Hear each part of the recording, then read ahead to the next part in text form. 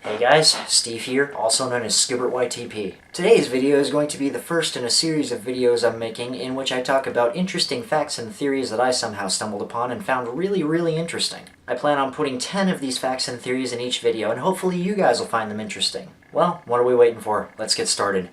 Did you know that a buttload is actually a real unit of measure? A buttload is actually a measure of volume, usually attributed to wines and other alcoholic beverages, and it's around 126 gallons. So if you ever come up to me and say that you drank a buttload of wine, I'm going to question why you're still alive. Just kidding, obviously. Did you know that there's actually a movie from 1989 called Life is Cheap, but Toilet Paper is Expensive? I have never seen this movie, but with a title like that, I think I'm gonna have to check it out sometime, if possible. As far as I know, it has not been released on VHS or DVD. Did you know that pufferfish is actually a delicacy in Japan? However, if you actually want to cook it for other people, you have to train to cook it for at least 3 years. Because if you make just the slightest mistake in your preparation of the pufferfish meal, you can end up sending whoever's eating it to an unbelievably horrible death by poisoning that is said to be even worse than cyanide poisoning. So, who's hungry?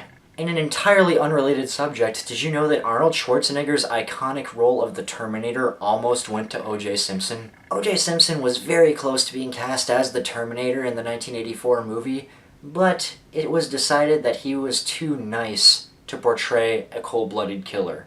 Yeah.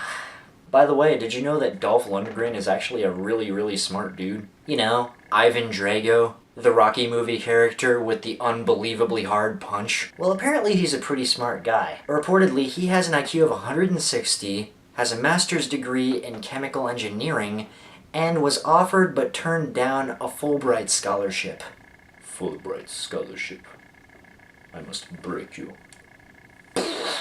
Now, you probably already know that you can't divide by zero. However, do you know why you can't divide by zero? One big reason why you can't divide by zero is that there is not one single number or a finite set of numbers that you can say is multiplied by zero to get zero. The amount of numbers that you can multiply by zero to get zero is infinite. Let's put it this way. What times 1 equals 5? The only answer you can give to that question as a single number is 5. There is no other number other than 5 that you can say will be multiplied by 1 and equal 5. However, when you ask the question 0 divided by what equals 0, well, what times 0 equals 0? 1 times 0 equals 0.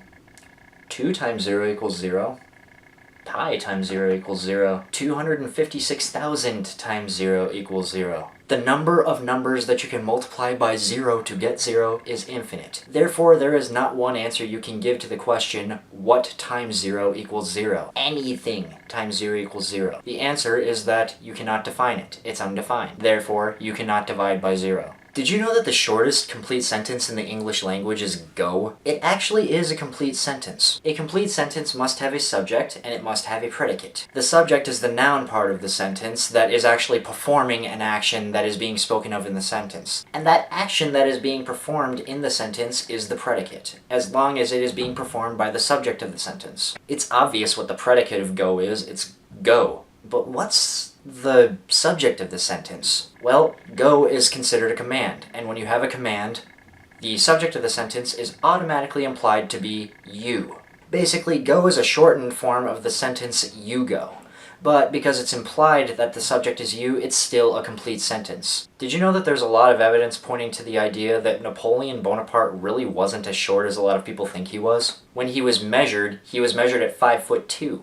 But he was measured in French feet, which if you take French feet and convert them to US feet, you get 5'7". Which, yeah, that's a little short compared to today's standards, but if you take that and put that in the time when Napoleon was alive, the average Frenchman was only around 5'5" in Napoleon's time. Therefore, he was actually a little bit taller than average. But then why were there so many people who reported that he was so freaking short? One idea that a lot of people have is that most of the people who he hired to be his bodyguards, he hired them because they were really tall and imposing looking. I'm 5'10", and it's kind of the same effect that happens when I stand next to my friends who are in the 6'2" to 6'5" range. I look like a freaking dwarf, even though I'm really not that short. If you take a guy who's 5'7" and is put up against a really huge amount of tall guys, he's gonna look really short. Did you know that there's a word from ancient Roman times called vomitorium? vomitorium? A lot of people think that a vomitorium was a place where ancient Romans went to go ahead and make themselves throw up after eating unbelievably large meals. However, this is not actually true. A vomitorium was actually an entrance or exit that was used as a passageway into or out of a stadium. Apparently, the reason why they called it a vomitorium is because it was described that the people were spewing into and out of the stadiums through the vomitorium. Hence the name vomitorium. And last but definitely not least, did you know that there's actually a book called Go the Fuck to Sleep? The book Go the Fuck to Sleep is structured like a children's book, but it's really a very clever way of examining how hard it is to get children to go to sleep. Even better, there is a reading of Go the Fuck to Sleep by Samuel L. Jackson that you can find on a very easy Google search. Alright guys, I hope you enjoyed this video, and hopefully we can keep this idea going. Alright, that's all for today guys. Steve, out.